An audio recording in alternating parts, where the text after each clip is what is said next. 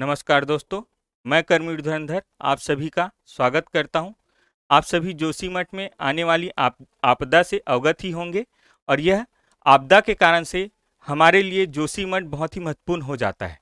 जोशीमठ जो कि एक बहुत ही धार्मिक, सांस्कृतिक और ऐतिहासिक महत्व का केंद्र है, साथ ही यह बहुत ही ज्योग्राफिकल महत्व भी रखता है। इसलिए हमारे लिए एक यूपीएससी या सिविल सेवा के एस्पिरेंट होने के नाते यह बहुत ही महत्वपूर्ण हो जाता है और यह करंट अफेयर में बहुत ही अभी महत्वपूर्ण है। इसी को ध्यान में रखते हुए आज हम जोशीमठ के ऐतिहासिक व सांस्कृतिक महत्व को देखेंगे। ठीक है, तो इसी कड़ी में हम लोग आगे बढ़ते हैं और सबसे पहले जोशीमठ के ऐतिहासिक चीज़ों को देखते हैं, सांस्कृतिक चीज़ों को देखते हैं। जोशीमठ जो कि बहुत ही महत्वपूर्ण केंद्र है हिंदू धर्म के लिए। इसकी स्थापना इस क्षेत्र में शंकराचार्य जी ने ज्ञान की प्राप्ति की थी और बद्रीनाथ मंदिर की स्थापना उनके द्वारा किया गया था। ठीक है, और बद्रीनाथ मंदिर जिसकी स्थापना शंकराचार्य जी ने की है, उसके जाड़े के मौसम में यह एक प्रमुख गद्दी के रूप में इस स्थान को उपयोग में किया जाता है और इसमें नरसिंह मंदिर में इस बद्रीनाथ धाम के जो देवता है उनको यहाँ पर स्थापित किया जाता है। ठीक है, तो यह हमारे लिए बद्रीनाथ मंदिर का प्रवेश द्वार भी इनको कहा जाता है, जोशीमठ को। ठीक है, इसी स्थान पर उन्होंने शंकराचार्य जी ने प्रथम मठ की स्थापना की थी। इसके साथ ही उन्होंने भारत में 4 अलग अलग मठों की, यानी कि इसके साथ 4 मठों की स्थापना की है, जो कि उत्तर, दक्षिण, पूर्व, पश्चिम यानी कि भारत की चारों दिशाओं में स्थापित किया गया है। ठीक है, तो अब हमारे लिए इस मठ के साथ ही वो अन्य 3 मठ भी महत्वपूर्ण हो जाते हैं, जिसके बारे में हम आगे चर्चा करेंगे। ठीक है, तो सबसे पहले हम लोग मठों के बारे में चर्चा करने से पहले देख लेते हैं कि मठ आखिर है क्या। मठ वह केंद्र है जहां पर गुरु शिष्य को शिक्षा प्रदान करता है या ज्ञान प्रदान करता है। ठीक है, यानी कि यह एक ऐसा संस्थान है जिसमें गुरु शिष्यों को अपने ज्ञान से, उपदेश से अवगत कराता है। ठीक है, तो मठ का अर्थ यहाँ पर हम लोग देख लिए हैं। अब हम लोग भारत में शंकराचार्य जी द्वारा स्थापित चारों मठों के बारे में देखेंगे और जानेंगे। सबसे पहले हम लोग इसमें देखते हैं शंकराचार्य जी द्वारा स्थापित प्रथम मठ यानी कि जोशीमठ, या जिसको हम लोग ज्योतिर्मठ भी कहते हैं। ठीक है, यह कहाँ पर स्थित है? बद्रिका आश्रम में स्थित है। बद्रिका आश्रम में इसको स्थापित किया गया है।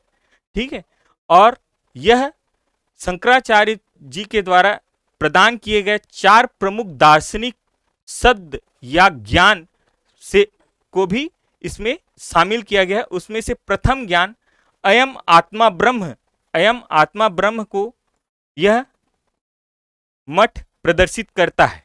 ठीक है, साथ ही यह मठ भारतीय दर्शन के या भारतीय ऐतिहासिक महत्व रखने वाले 4 प्रमुख वेद में से प्रथम जो है एक वेद, अथर्ववेद, जिसको चौथा वेद भी कहते हैं, है ना, उसको यह मठ प्रदर्शित करता है। ठीक है, तो यह हो गया हमारे लिए हमारे ज्योतिर्मठ या जोशीमठ का महत्व या उसके बारे में एक समझ। ठीक है, इसके बाद हम लोग आगे बढ़ते हैं और देखते हैं अन्य मठों के बारे में। ये उत्तरी भाग में है, भारत के उत्तरी क्षेत्र में है, उत्तराखंड में स्थित है।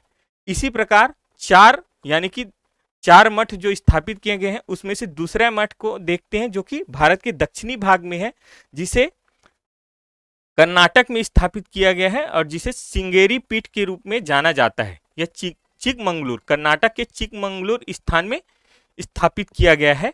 ठीक है, और यह शंकराचार्य जी के 4 महावाक्य में से दूसरे प्रमुख वाक्य अहम ब्रह्मास्मि को प्रदर्शित करता है।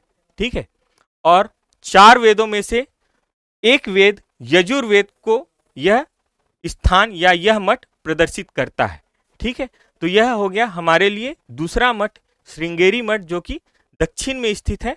अब हम लोग आगे बढ़ते हैं और देखते हैं एक और मठ के बारे में जो कि भारत के पूर्वी भाग में है, ठीक है, यह भारत के पूर्वी हिस्से में जगन्नाथपुरी, ठीक है, उड़ीसा में स्थित है, जिसे गोवर्धन पीठ के नाम से भी जाना जाता है।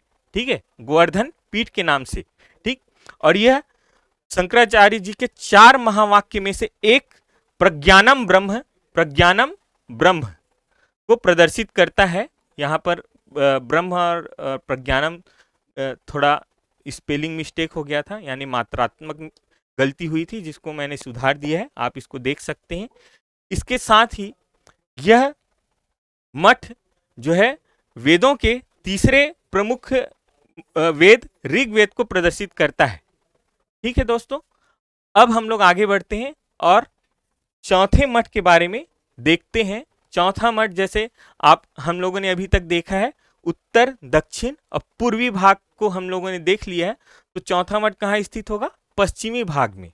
ठीक है दोस्तों, पश्चिमी भाग में गुजरात में, यानी कि द्वारका में, गुजरात के द्वारका स्थान में है ना, चौथा मठ शंकराचार्य जी ने स्थापित किया था, जिसे शारदा पीठ भी कहते हैं या कालिका पीठ भी कहते हैं। ठीक है, और यह शंकराचार्य जी के द्वारा प्रदान किए गए चौथे दार्शनिक शब्द, यानी कि महावाक्य तत्त्वम असि को प्रदर्शित करता है।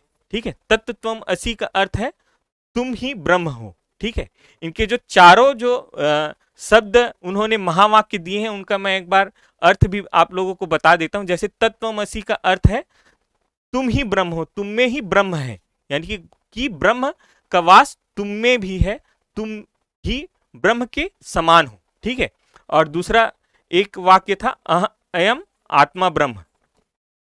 ठीक है, अयम आत्मा ब्रह्म, इसका मीनिंग है यह आत्मा, जो हमारे अंदर जो आत्मा है वही ब्रह्म है, वही ब्रह्म का स्वरूप है। ठीक है, इसके अलावा एक वाक्य था प्रज्ञानम ब्रह्म।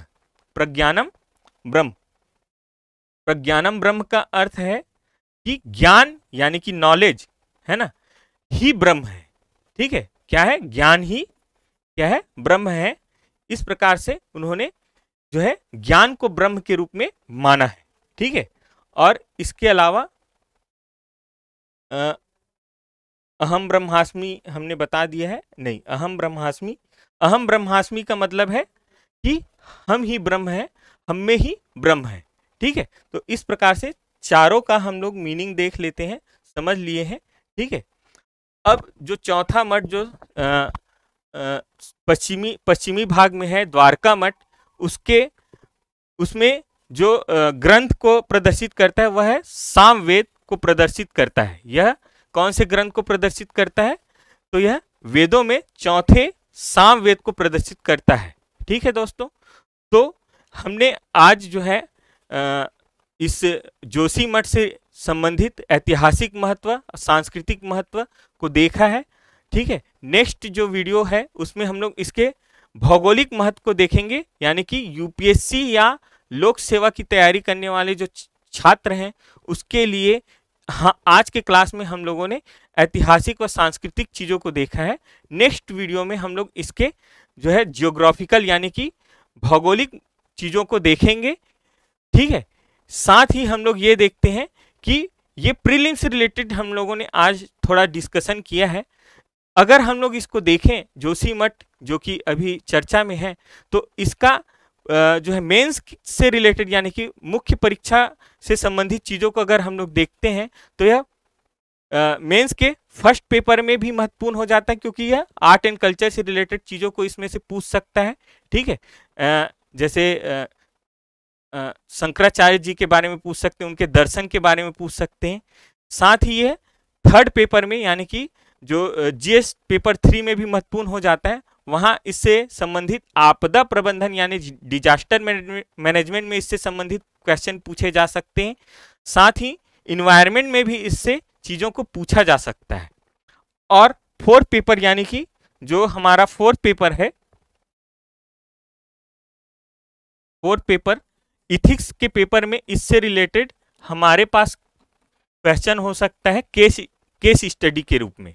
ठीक है, जैसे आपसे ये पूछा जा सकता है कि आप अगर वहाँ के डीएम हैं और इस प्रकार की आपदाएं अगर किसी क्षेत्र में आई हैं तो आपकी प्रायोरिटी क्या होंगी, आप किसको सबसे पहले महत्व देंगे, उस क्षेत्र के लोगों को देंगे कि उस समस्या के समाधान को देंगे। इस प्रकार से आपसे प्रायोरिटी बेस्ड क्वेश्चन पूछे जा सकते हैं। तो नेक्स्ट वीडियो में हम लोग ज्योग्राफिकल चीज़ों को डिस्कशन करेंगे और इसके मेन से रिलेटेड जो भी ज्योग्राफी से रिलेटेड प्रश्न है उसको हम लोग डिस्कस करेंगे। धन्यवाद।